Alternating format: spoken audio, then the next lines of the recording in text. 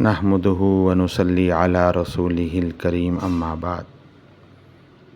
قربانی کے جانور کی شرائط۔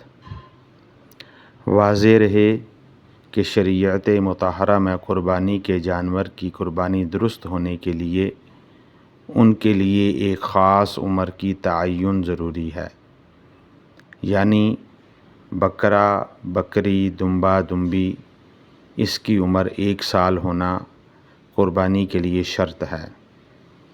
اسی طرح گائے، بھینس، بیل وغیرہ کی عمر 2 سال مکمل ہونی شرط ہے۔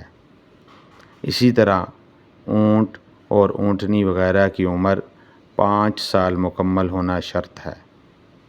البتہ دمبا اور دمبی اور بھیڑ اگر 6 ماہ کے ہو جائیں لیکن وہ صحت میں سال بھر کے معلوم ہوں تو ان کی قربانی درست ہے۔